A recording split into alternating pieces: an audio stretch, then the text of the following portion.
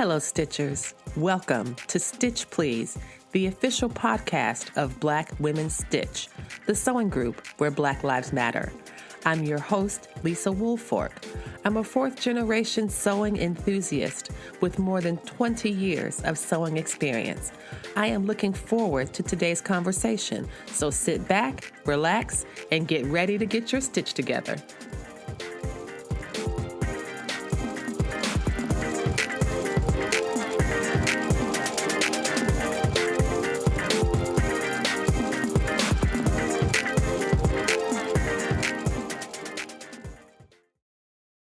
Good morning, everyone, or good afternoon, or whatever time you're joining us today. Thank you so much for listening to the Stitch Please podcast, the official podcast of Black Women Stitch.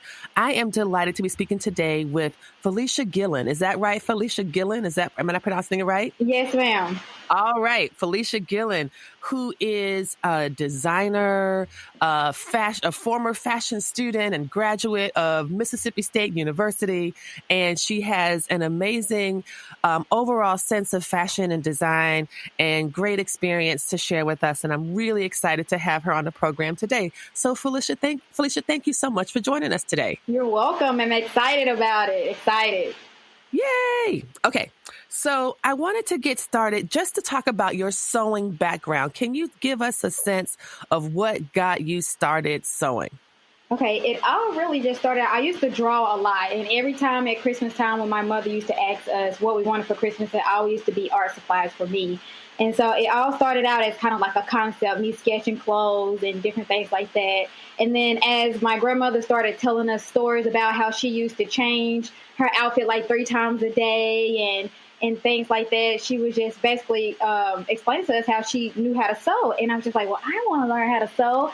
And so she, at first it was me and one of my other sisters who she was teaching. But my other sister, she was really more of the kind of like outdoorsy type, wanted to kind of like be out playing with friends and stuff like that. But I was just like, I stuck to it.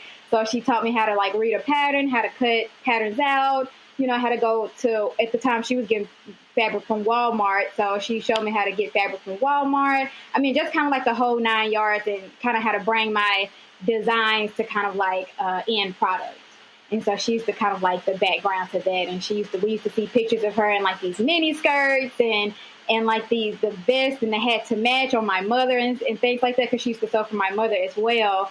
And then my older sister, who's older than me and my younger sisters, she sewed her wedding dress and then we was the bridesmaids dresses. We couldn't have been no more than 3. We had on these pink kind of like silk satin dresses with a black bow, and she made everything, even her sister's, my grandmother's sister, wedding dress as well. So she kind of like that was that driving force for me to learn how to sew. That's amazing, because your grandma was up there serving looks, friend. Yes, she was like, oh, I got the hat and the shoes to match. Yes. Plus, I'm going to make sure that my baby is hooked up and my grandbaby's going to be hooked up. So that's wonderful. That's wonderful. So I love what I hear in your story is that you used to draw. So this drawing, sketching, illustrating, just drawing pictures. And then by working with your grandmother, you were able to transform some of that love of creativity into sewing. And because unlike your older sister, you had the patience to stick with it. Your sister wanted to be outside, climbing trees and having a good time out in nature. And Fleshia was like me, and she was like, I'm staying in this house with the air conditioning and the sewing machine. Yes. And some of my first garments, I mean, they weren't the best thing, like little capri outfits and things like that. And I was just kind of like, well, I don't want to sew it up and then not wear it, because, of course, like the fabrics from Walmart at that time probably weren't all the best. And so I was just like, but it's something that I made, so I made do and try to wear what I made and things like that. But it was really exciting learning how to sew. That is fantastic. I really love that. And I love that, you talk about your grandmother who, like my grandmother, sewed amazingly well. And, it sounds like we have a similar story in the sense that just that we had like a grandmother as like a kind of a senior relative to look up to get a sense of inspiration, and also to have precedent. That we know this this is possible because we've seen somebody do it. So my mother sewed, my grandmother sewed. And so I love the story of your grandmother, like just basically teaching you the ropes, teaching you the fundamentals. So those capri pants you just described, was that your first sewing project? Yes, it was. It was a few capri pant outfits, maybe one dress or so like that. But it was a lot of kind of like tops and pants to match. So it was more of like those different capri outfits that I could wear. So maybe the shirt wasn't really made well, but the pants I could kind of like fit into whatever other clothes that I had. So or maybe I just wear the shirt around the house. But I tried to at least wear it once, even though it wasn't made all the way well. I at least tried to wear what I made, because it was just kind of like, once I seen the end product, I was just like, wow, I made that. And I think that's such good practice. That's something that I learned as well. And I learned to sew when I was much, much, much older than you were. And there's something to be said about, you know what?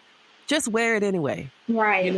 I mean, that's how you learn, like if you're like, oh, you know what? I skipped this step, or I forgot about this step, or I didn't know this step, and now I'm wearing this thing and it's a little bit uncomfortable.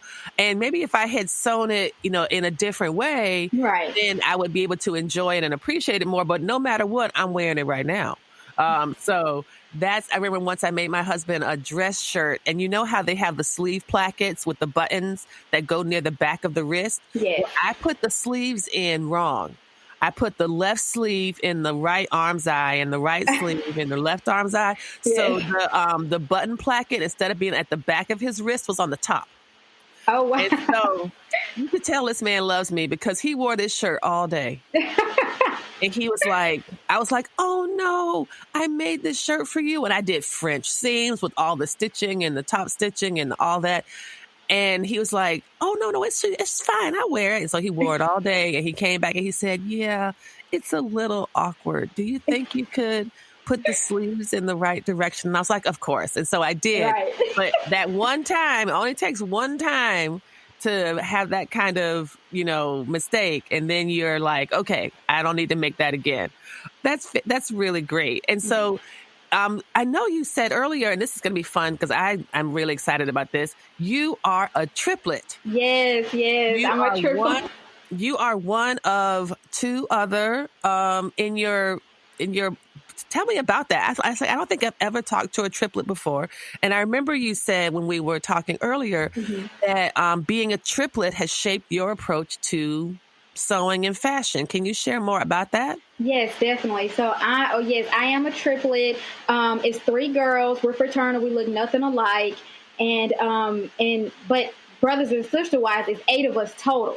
And the triplets are like we were the last born out of them. So we're the babies of the family. And I'm like the baby of the family. And so you are number 8 of 8. Number 8 of 8. You are the babyist. Yeah, right. Man, I bet you got up to some shenanigans. I'm just saying, my baby sister's always pranking me. She's always forever clowning me. I can only imagine you being the youngest of 8 and all that you put them people through. Even though I was the youngest, I acted more as like the older sister, because I learned how to do hair before my other sisters. I learned how to cook before my other sisters. So once my mother knew I had those skills, she kind of like retired early. So I was the one cooking. I was the one doing hair for picture day and doing relaxers and braids and things like that. So even though I was the baby, I wasn't as spoiled or got away with a lot. I was kind of like the leader of the group, I guess you could say. Wow. So your creativity shows up in other ways too. So with sewing and hair and doing chemical treatments and braids and cooking. Shoot, if I was your mom, I would have retired long before that. I tell you what. Right. Everybody would have had some essential skill. Right, definitely. So we're it's like I said, it was 3 girls, triplets. We're 28 now. Our birthday October 25th. And I mean, I just love being a triplet. And like I was telling you earlier, like people don't believe that we're triplets because we don't look alike. And so, and then our first names don't rhyme. So like when people ask, we have to go through the steps on kind of convincing them, yeah, we are triplets. Like our middle names rhyme, Michelle, Centrell, Danielle, and then they be like, oh yeah, I get it. And then they're like, well, when's your birthday? And then at the same time, we'll say October 25th. And so they'll kind of like, oh, it's clicking now. Y'all are triplets. And we're just like, well, we wouldn't lie about it. But exactly. But yes, love being a triplet. I remember in first grade, first grade, my mother had us all move to the same classroom because she didn't want us all coming home with different homework from different teachers. So Smart lady. Yes, so she had us all move to the same classroom. And going through our younger school and older school, like we were just known as like the Gillon girls and the Gillon triplets and things like that. And it was just, I love being a triplet, and I was always the one on picture day. Can we wear the same color shirt or same pair of pants or something like that? And my sister's like, no, I don't want to dress alike, So y'all never dressed alike. Your mother or grandmother, when she made those outfits for y'all, she did not dress you all alike? Probably between the ages of 1 to 3, I would say we see pictures of us dressing alike. But after that, it was individual, different outfits and things like that. So we really didn't dress alike we only dressed alike for a short period of time from pictures that we seen. Like as we got older, it was just kind of like everybody developed their own sense of style really quickly. I only remember once on school day pictures where we all wore the same color shirt. And maybe like a different bottom. And after that, it was just kind of like, I want to wear this. I don't want to dress alike or nothing like that. That is so fun. And so speaking of your education, you went to Mississippi State University and you studied fashion or fashion design. I'd love to talk more about that. Can you share what your course of study was like and what made you decide to study this? Yes. When I was in high school, coming from high school into college, I ended up joining DECA. I don't know if you ever heard of DECA. It was like a marketing club, and I competed in different competitions in fashion. Like someone once told me, I don't remember who, they said, whatever you love to do, make sure you make a career out of it. Like you'll do it for free and won't have to get paid for it. So I was just like, I want to do fashion. And I always used to hear these stories about, oh, you're going to change your college major 2 or 3 times a day. I mean, all through your college career, you'll change your major. But as I was looking for schools, I found that Mississippi State had a program at the time when I originally went to school in 2010. It was apparel and textiles merchandising. But because of the progression of the program and that it was getting noticed more, they changed it into where you can get your degree in merchandising or apparel design. And so I got mine in fashion design with a concentration in product development. That's fantastic. So as the program developed, they split off the marketing and the apparel design. They split them into 2. So what were some of the courses you took when you were on the apparel design track? Okay, so some of the courses I took Apparel 1, which is kind of like basic sewing. And we had like this big binder where we had to do like the different seams. Like I heard you mention a French seam earlier. We had to do all of those different seams, straight seams, and just a lot of different seams. And then we had like a serging test. It was a class that I took where we had to, we were actually timed on threading the serger. And so they taught us how to do that. And it was just basically like you can come into the college program without knowing how to sew, but I kind of had an advantage because my grandmother had already taught me how to sew. So I already knew how to thread up a sewing machine, but not a serger machine. And so I kind of had an advantage a little bit in some of like the basic sewing classes and things like that.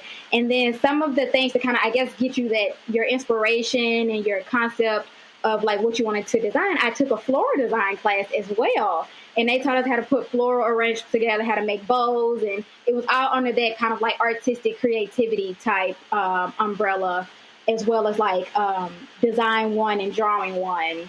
And then I took draping, and we also took, it was called marketing and promotional strategies, where we had to design a garment and we had to create the fashion show from beginning to end. So we were responsible. Wow. Yes, we were responsible from getting the vendors, the food, getting the kind of like the marketing out on who should attend the fashion show, our judges, as well as if you were a design student, you could submit a garment into the fashion show to be presented at the fashion show to win an award. And so I was there from morning until night. And then I had a garment in the show as well. I mean, I was one tired student after that, but it was fun. Being like the creator of the fashion show and having a design in the fashion show as well. That is really incredible. This idea, this hands-on learning, these practical skills, as well as throwing in floral design. I don't think I would have imagined floral design could play a role in fashion education. But then you look at some of these, patterns, Fleshia, these different prints, these different illustrations, and you're like, wow, it really, if you think about it, is a lot about composition. It's about how you use light. It's about, I don't know. I would not have thought about putting these two things together. Right. Can you talk about, I loved how you shared about the fashion show that you all built. I'd love to hear about the garment you made. Can you tell us more about that? Do you remember what you made that you submitted to the show and was accepted? Yes, I submitted a red jumpsuit. Our theme was like a safari theme. And we had to come up with a name for our garment so they could read it off when the garment is walking the runway. So I named mine Jungle Fever. Oh my gosh. I named it Jungle Fever. I made like a little, and then it was kind of like, it was hosted by Cotton University. Part of our textile. Can you say the university's name again that was hosting it? Cotton University. Cotton, okay. And so one of the people who worked for Cotton University, she came and she was one of the judges, as well as maybe like one of our professors and the dean of admissions in our program. They were the three judges. And so it was a red jumpsuit, had a red tie. The fabric it had to be at least 60% cotton. So my whole jumpsuit was cotton. It was a red cotton fabric that I had found, I think, at Walmart. And then I found this kind of like fur fabric. And so I made a little clutch, a hand clutch to walk down the runway with the model. And then the inside, I lined it with cotton fabric. As well, so it can kind of like go with the aesthetic of kind of it being like a jungle type theme or whatever. But the girl who wore it, she knew how to walk, and so I was just kind of like that was like my first experience of like a fashion show, and I just loved it. And I didn't win, but I did get an honorable mention, so that was good enough. That's fantastic! Oh my goodness! Wow, I want to hear. I'm so interested in your fashion education. Do you remember a class in particular that stands out to you? I mean, I just want to reiterate, I know everybody, we did just hear Fleshia say that one of her, I don't know if it was a quiz or an activity or maybe just hazing, but she had to thread a serger in a timed trial. And I'm pretty sure that there's some people out there who'd be like, sis, just, let me just step aside a little bit, because I have seen people who, do not enjoy threading their serger. Oh, no. People who, I know of a story of this person who was teaching a serging class, and she had taught everybody how to thread their sergers or was going to teach them. And so she went around the room and cut, how you can have, say you have a 4-thread serger, for example. She went around and she cut all the threads from the loopers and the needles, and then wanted the students to rethread their serger from scratch. Wow. And this one woman, she got up, she took her serger, packed up, and absolutely walked out of that class with all her stuff, because that woman apparently had been tying a knot on her thread and pulling it through the loopers for years. Oh, wow. And she did not know how to thread her serger loopers or needle. Right? I guess she could get the needles, but I guess getting it through the loopers is the harder part. And she was like, forget this. She was furious. I've had those knots in there for a decade, Yeah. And so threading a serger can be challenging. I also learn how to, now I have a serger that self-threads, which I love. Wow. Oh, yeah. I love it. I absolutely love it. But I did not start with a serger that threaded itself. I started with a $200 serger that I had to absolutely thread everything and keep an eye on it and babysit it. Yeah. So this idea of like developing fundamental skills like threading your machine, basic maintenance, and those kind of things are pretty, it's pretty nice to know that when you are learning to design, you have to learn these kind of just basic skills. But do you remember a class that you really, really loved, or lessons from any courses that stuck with you in addition to the fashion show experience? Yes, I actually took, I'm going to talk about two creative design classes that I took. So the first one I took with one of my design professors, and in that class, she taught us a level of skills to develop, as in like crocheting, knitting. We had a segment on embroidery, and then we had a whole segment on dyeing fabrics. And that class just kind of like kickstarted my interest, like it just expanded, kind of like blew my mind of like the other skills that you could have in fashion. Like you could actually knit up a scarf or a hat or a sweater or whatever. So she taught us all by hand, but she taught us how to do all of that. And that was the first creative design class that I took. And that whole class was like, we did samples, knitting samples, crochet samples, embroidery samples, dyeing samples. And then at the end of each segment, we had to do a project on each of those skills. And so that was the only thing currently right now that I've kind of mastered is crocheting. I love crocheting, just like the next crocheter. That was one of the things that I kind of like took to really quickly in that class. But I also like the idea of like coming up with your own textile and dyeing your own fabrics as well, and knowing between natural dyes and the other type of dyes and different things like that. But the one that kind of like stuck with me, the second creative design class that I took, that kind of like, I would say kind of catapulted my career in a little bit, in a sense, is the second creative design class that I took. It was a class where we partnered up with the farmers of Vardaman, Mississippi, because I'm originally from Mississippi, so of course Mississippi State. But we partnered up with the sweet potato farmers of Vardaman, Mississippi, on how to cut down on their sweet potato waste.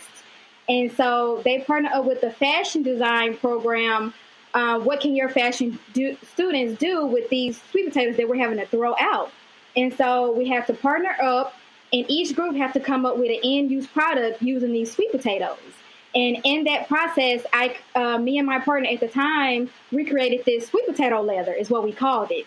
And so, oh my gosh, yes. And so that kind of opened up a whole nother world of like how fashion needs science and biology and different things like that. And creating a whole new textile, not in a fiber concept, but like more of in like a chemistry lab, developing in a vat or a Pyrex dish or something like that. And so we have to do this whole research on who's our target customers. How is this sustainability? What can you do with what's left over of that product? And we created this leather, and it kind of like went everywhere, where we presented it in our symposium. It was like a research symposium where we came in first place in like art and design. And then we were also accepted into the ITAA, which is the International Textiles Apparel Association. And we got to present our research in Vancouver, Canada, on our sweet potato leather. And that was just kind of like one of those moments in my life that's just like, wow, like I actually went to Canada to present research, and the school paid for it, all expenses paid.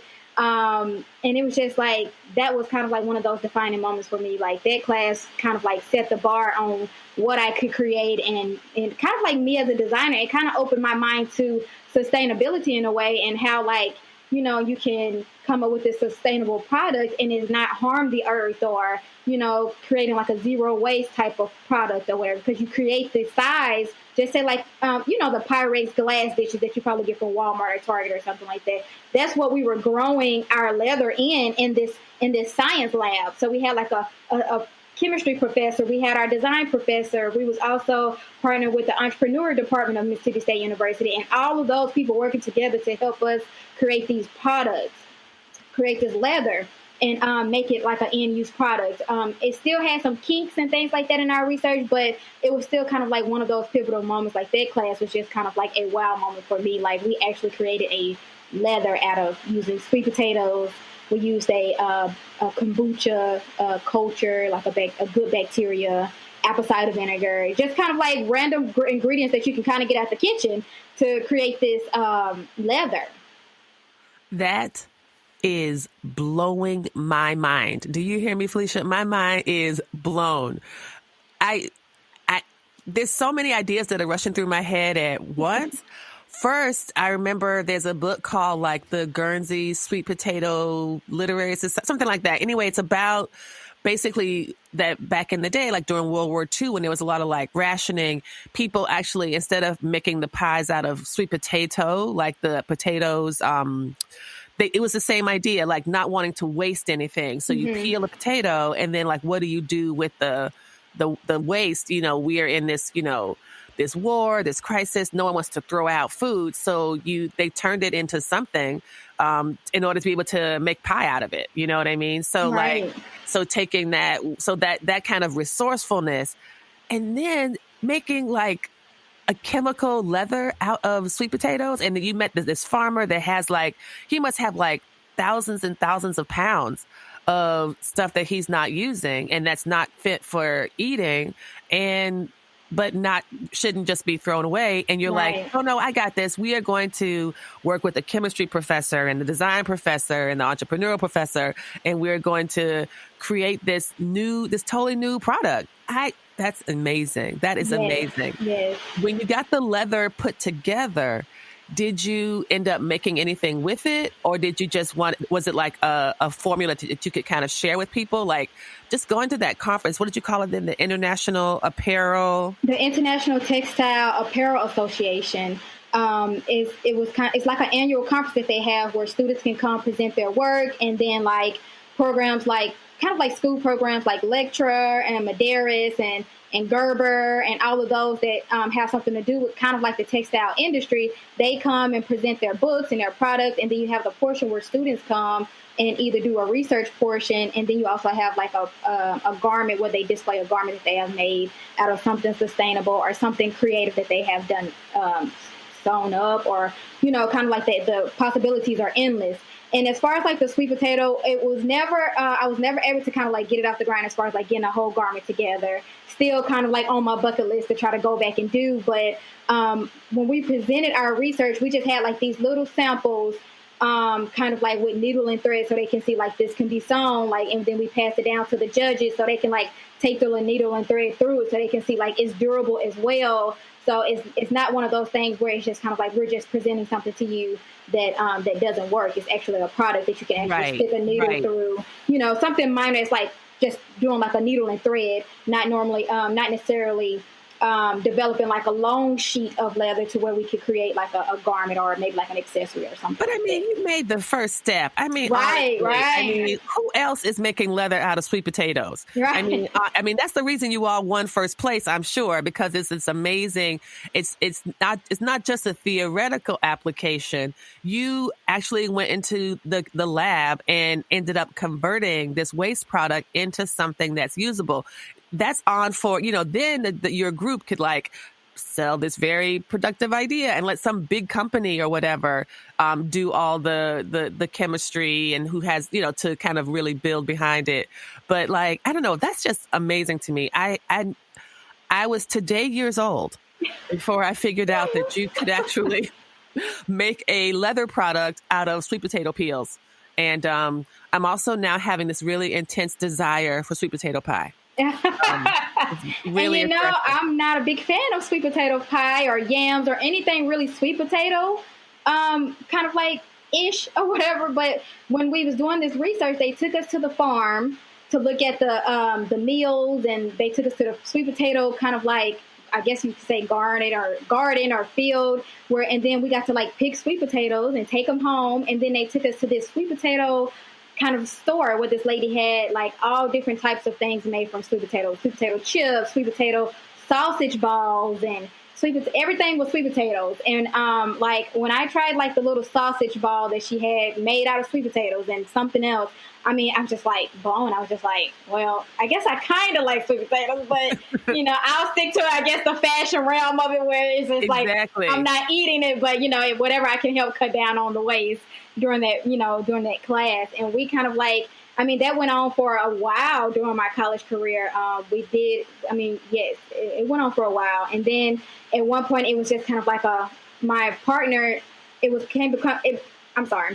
the project ended up becoming my own project because my partner ended up kind of like severing her ties with it.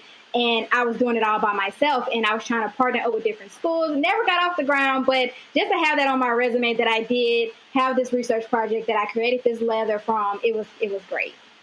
That is really amazing. I'm so glad you told us that story because I just feel like you have changed everybody's views of sweet potatoes. Yes. So thank you for that. We're going to take a quick break. And when we come back, we're going to talk with Fleshia about her current projects as well as New Orleans Fashion Week, which is something that she did last year. So everybody stay tuned and we'll be back in a bit.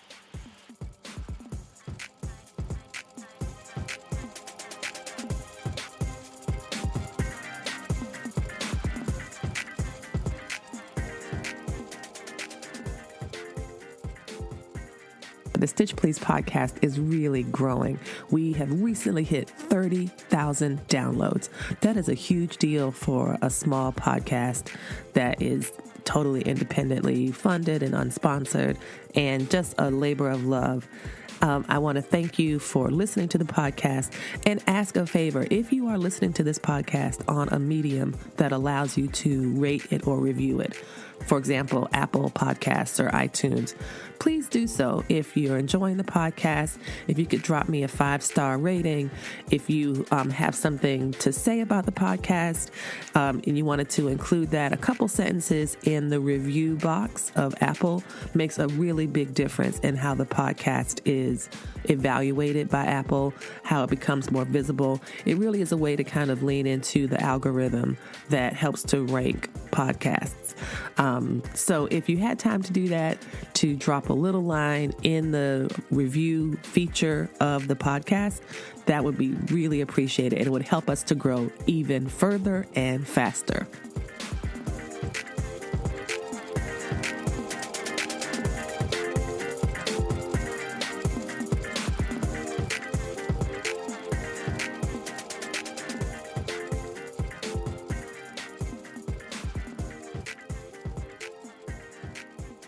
Welcome back, everybody. Thank you so much for joining us again. You are listening to the Stitch Please podcast, and I'm talking to Fleshia Gillon, who is a wonderful designer and really creative spirit who just really changed how I view sweet potatoes. And hopefully anyone who listened to the previous segment will know that a sweet potato is way more than a delicious base for a pie. Fleshia, I wanted to ask you about your opinions or thoughts on your fashion education and formal education. What is your opinion about? I know some folks, there's lots of different ways to approach fashion. Some folks don't have formal training. Mm-hmm. Some folks do. Can you share some of your opinions about what you see as a benefit of your fashion education? Yes. Well, I actually think a fashion education is definitely a good route to take. I know a lot of designers today are self-taught or maybe started out in another major, but me, as coming from Mississippi, a small town, Amer, Mississippi, I really just didn't have a lot of connections. And so going to Mississippi State and having those outlets to where I could like travel abroad or go to New York to attend the National Retail Federation conference in like marketing, it like all of that came through the school. So if I didn't have that college education, I would have never applied for my passport to go to London and spend a month over there, or go to New York to go to this conference, or even Dallas to go to the Apparel Mart down in Dallas. Like I did all of that traveling, a lot of traveling through the university. And had not I attended Mississippi State University and tried to kind of like get off the ground, not saying that I wouldn't have been able to, but I probably wouldn't have had as many opportunities like I did if I wouldn't have gotten a college education. So I wanted to, if you could tell us about what was London like when you went to study abroad in London. You said you were there for a month. Mm-hmm. And I know a lot of students, that is one of the benefits of being able of attending college, is that you can do a study abroad program. And lots of students have their horizons broadened by travel as a student. What were some of the highlights from your London trip? Oh, wow. Well, yes, we spent a month in London, and I mean, it was a culture shock. I would definitely say somewhat of a culture shock. London, of course, they speak English, but they do have like their British undertone, and things like that. Literally every day we did some kind of walking tour, some kind of museum tour, the V&A, the British Museum, the Jewish Museum, and we did a lot of like panel talk with different stylists and bespoke artists and things like that. And then we did a tour of Savile Row, which is kind of like home of the tailoring to many designers in London. And it was a great experience. I took a class on how to make, those bows that you put in your hair. They're like flowers that you kind of see at like the beauty supply store or at Walmart. They taught us how to make those different hair flowers and different things like that. And then we took a polymer clay class where we learned how to make jewelry. I mean, it was just like the possibilities were endless. And not to mention the food, fashion aside, the food was really good in London. A lot of pasta, lasagna, and it was just a great overall experience just to see Oxford Street and tour Selfridges and like these big stores, and just to see like their visual merchandising that they had in their store compared to what we have over here in the U.S. It was a great experience, definitely great, and I would love to go back. Did you go to Liberty of London when you were there? Yes, we went to Liberty. Yes. So tell me about that. Okay, so I can say I've never been to London. I would love to go at some point. But I have seen some images of Liberty. There's these like classic shops like Harrods and things like that I've read about, yes, of course. But Liberty just seems like a place I would like to go just to look. It seems like a fabric museum. Yes. Tell me about what your time was like when you went to visit Liberty of London. Liberty, fabrics galore. They had an elevator where you can go to the different floors. A lot of different like yarn and knitting accessories and things like that. I mean, I had to send a box home ahead of time because of so much fabric that I bought in London.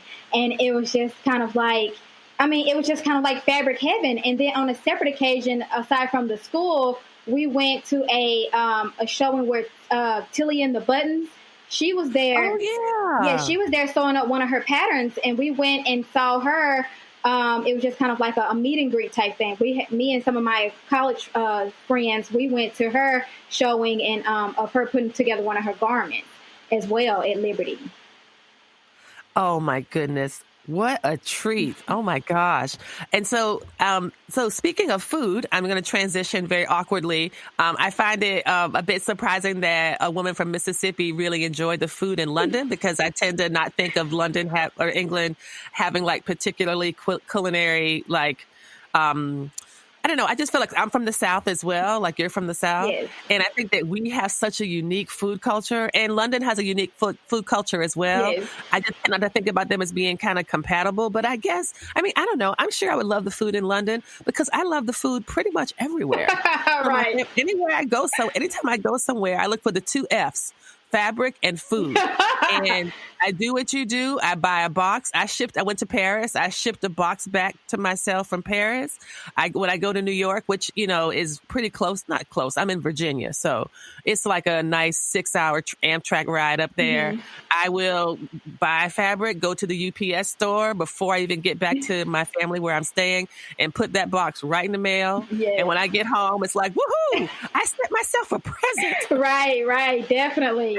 The food was really good there. It was like surprisingly good, because I thought I was just like, oh my God, they have cod instead of like, I guess like our catfish or whatever. But it was good, like fish and chips. And then we actually did tea time, high tea at the British Museum. So they had like these little sandwiches and macaroons, and we got to have our own little teapot with our teacups. And that's so sweet. Yeah, so I had to have the high tea. Yes, high tea. That is enjoyable. Yes, it was fun. Clotted cream and scones, or scones, as they say. Yes, I would love to try that. I would love to try all of that, especially the fish and chips. Yes. But I want to talk about New Orleans, because New Orleans is one of my favorite food places and drink places and just places in general. Yes. And you participated last year in the New Orleans Fashion Week. Mm-hmm. Can you talk about that? What brought you to the New Orleans Fashion Week and how that played out? Yes. I heard about New Orleans Fashion Week actually from another one of my classmates that attended Mississippi State University. He attended a couple of them as well. Actually, a couple of Mississippi State fashion students attended maybe like years year after year, it was a Mississippi State student in New Orleans Fashion Week. So I applied one year. I didn't get it. That was my own fault. I think I rushed through the application process, but I was just kind of like, I was determined to apply the year of 2019, last year. And I'm just kind of like, I have to get in it. I'm going to get in it. So I took my time getting my application process together. And at the time, New Orleans Fashion Week was always hosted in the spring. But due to kind of like some switching around of the owner and I guess like things that was going on at the time, she switched it to the fall. So it gave us ample amount of time to develop a collection and to do it in the fall. And so I applied, I got accepted. We had to submit a bio of ourselves and a headshot and things like that. And then we were able to go. And I spent the week in New Orleans. I enjoyed the food there as well. It was really good food. I didn't get to explore as much because I was doing model fittings from day one that I got there to literally the day of the fashion show, because some models were kind of like commuting back and forth. I mean, it was a stressful, exciting, anxiety-filled, I mean, all the emotions in one. Whatever emotion you have, I had it during New Orleans Fashion Week, but ultimately it was very exciting competition. I made it into it was the emerging designing category is what I applied for, and then you have the feature design portion. I made it into the top 8 of the emerging design competition. Had my name on the marquee. I had a 9-piece collection that I created, and models of all different shapes and sizes. And I really loved that, and so it was a great experience. That is fantastic. And I love I love your comment about the size inclusivity, because I feel that sometimes that fashion, because it seems so theoretical or because it seems so it's about these different projections, that I think that there tends to be such a limited imagination, which is ironic, at least for me as a consumer, right, that designers are only designing for people who wear between a size 0 and a size 4. Right. Like that's not what most people can wear or look like. And of course, I know that, high fashion is not meant to be the same as ready to wear. It's meant to be more artistic and aesthetic and pushing boundaries. But I think you could also push boundaries and also be inclusive. And so that's one of the things I love to hear about your collection. Do you remember one of your favorite pieces from your 2019 collection that you did for the show? And was there something that you were like, oh, I'm really proud of this, or, I think I really nailed this? Well, it was this coat pattern that I made. I had it on 2 models. One of them wore it as a dress, and then the other one wore the coat with a pair of shorts. And I made that. I really love that pattern that I made. And then my end piece was like a gown that I had made with godets, and it was kind of like had like a kind of like a collar neck. And I really love those 3 main pieces in my collection, like the coat piece, and then my finale gown dress that I had made for the show. Oh my goodness. If you have pictures of that, I would love to see photographs. Maybe we could include those in the episode cover art. I think that people would love to see what you've done. Let's talk a bit about, because we're getting near the end of our time, but I'd love to hear about what do you have going on now? What are some of the current projects you're working on? Well, current projects right now, I'm doing a lot of freelance. I wasn't going to get on the mass bandwagon, but I was just really trying to make masks for my friends and family. But I've had people contacting me to make masks. So I'm kind of doing a little bit of masks right now for people who are asking me to do them.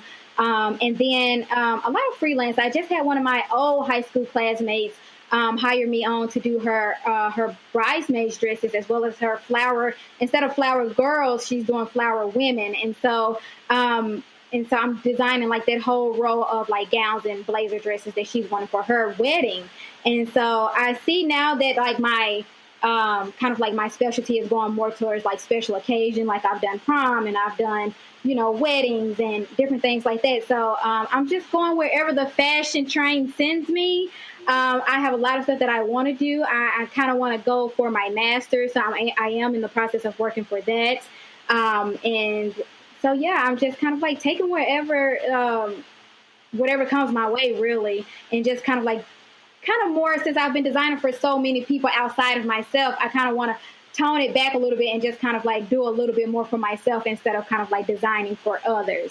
But ultimately, I just kind of want to get my name out there as an emerging designer and let the people know that Fleshia Gillon is on the rise, That is really amazing, because I think what I'm learning is that you have all these skills, but they've been designed to benefit someone else. Like, I mean, and I keep thinking about, we said about the flower, instead of having flower girls, she's going to have flower women. I'm like, oh my gosh, there it goes again. That floral design, that flower arranging class keeps coming in handy, between learning to make the floral accessories in London or designing these dresses for flower women and the entire line for the bridal party. Like, that's a lot of, floral related things. Yes, so that's excellent. definitely. That's excellent. And so, Fleshia, this has been such a treat to talk to you. Thank you so much for taking the time. Where can people find you on social media if they want to connect with you? Okay, I have a YouTube. It's called The Style Corner. I love vlogging, like my daily life, my family, and then fashion-related things as well. And then I also have a fashion Instagram. It's called l.g.designs. And just a quick story behind that. L, earlier I told you that our middle names, as far as like me being a triplet, they rhyme. So Michelle, Centrell, and Danielle, the end of that is E-L-L-E. And so I kind of wanted to kind of like play off of that as far as like being a triplet, because like I said, I love being a triplet. I think it's a pivotal part of like my identity as being a triplet. So that's kind of like the how I got the L and then the G as far as like my last name, Gillon. And so that's how I got LG, how that came about. But it is l.g.designs on Instagram. And then my just regular Instagram is just Fleshia D. That's Fleshia, and the letter D is just my regular Instagram. And then I've also gotten on TikTok. It is a whole new generation of TikTokers out there, and that is The Style Corner as well, _ after the corner.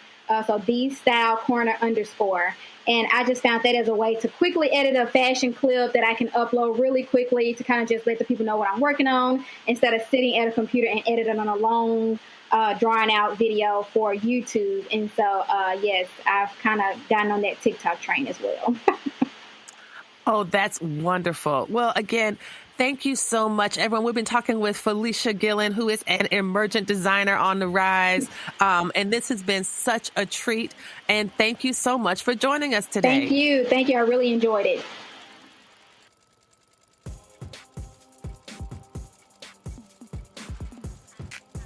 Thank you for joining us for this week's episode of the Stitch Please podcast, the official podcast of Black Women Stitch, the sewing group where Black Lives Matter. There are a variety of ways that you can support the program, and you're doing it right now. By listening to the podcast, it does help us grow. Another way to do that is to rate the podcast, review it, subscribe to it. All of these things are ways that you can support the podcast without having to spend any money at all. If you would like to spend some money to support us, there are ways to do that as well. You can make direct donations to our Patreon site for monthly contributions, as well as one-time contributions to PayPal, Cash App, or Venmo. And finally, we have another cute, very adorable way for you to support the Black Women Stitch project. It's a pin, a PIN enamel lapel pin that's very cute. It's about 2 inches wide and 1.5 inch tall, and it's of the Black Women Stitch logo. And that is $15 with free shipping to the U.S. And so if you drop $15 in the PayPal, Venmo, or Cash App accounts, and then send me your if you send me your mailing address to my email, either at blackwomenstitch@gmail.com, or you send me a direct message on the Black Women Stitch Instagram page, we will put the pin in the mail to you. Again, free shipping, $15 for the pin, and all of this goes to support the Black Women Stitch project. Thank you again for joining us this week. Come back next week and we will help you get your stitch together.